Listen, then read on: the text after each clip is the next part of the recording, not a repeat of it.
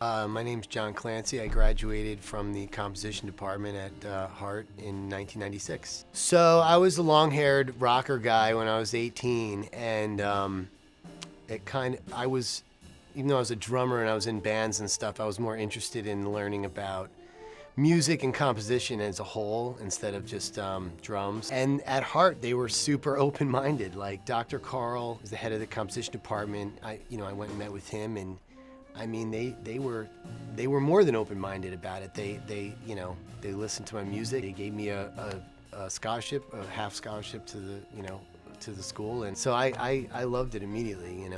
My fondest memory for me musically was I was going to graduate without having 18th century counterpoint, and I thought, how can I graduate as a composition major? They didn't offer it every year. So I went to Dr. Schiano and I said, I don't feel right about this, like I should study this. And I said, would you consider having an independent study with me, just one-on-one? And he was like, I don't really do that. And then he's like, got back to me a week later and said, I'm gonna do it.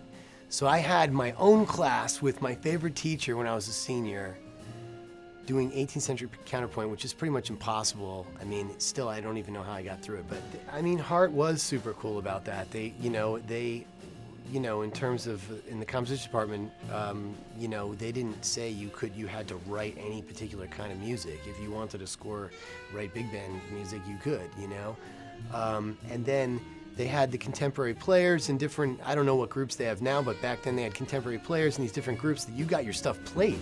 I mean, nowadays, if you wrote a chamber music piece, if you'd have to go find a way to get it played. But at school, they had these great ways to get your stuff played. I had something played by the orchestra once, and the contemporary players numerous times, and whatever. And when you're 18 to you're 22, was I a visionary? I don't think so. But you're learning without even knowing it. Just by trying different things and being exposed to what the other person's doing and that kind of stuff. And also all the concerts I checked out. I went to see all the jazz concerts. I went to all the orchestra concerts. I saw more music live.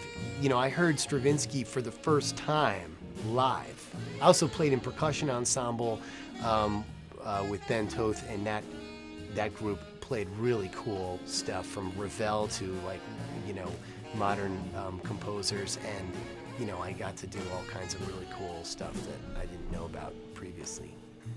Through the percussion ensemble and the percussion department at Hartt, we had access to and we got to play in concert, really cool alternative and ethnic percussion, and just being there in general and meeting other kids that were playing instruments that you didn't, grow up around, going to orchestra concerts, and especially some of the chamber music concerts where you really get to hear instruments in a solo setting, and Hartt had great, I saw incredible stuff in chamber music settings where I was turned on to things like the English horn and the harp even.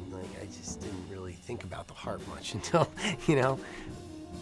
my career's changed so much. I have like a playing life that I was playing the drums, and I've gotten to play at Madison Square Garden and opening for Bon Jovi and stuff like that, and all kinds of festivals and things that, those were really great experiences for me. But as an orchestrator, it's nice to be recognized, but it's really nice to have your stuff played and have the musicians themselves. They're the people I'm really trying to please, and I think that those are my most proudest moments, when somebody in the orchestra comments about their part or whatever, because I do spend a ridiculous amount of time trying to make everybody's part cool, like if I was going to play the trombone, what would I want to play, that kind of thing. And I think people, when people feel that and they express that to me, that's at the top of the game for me.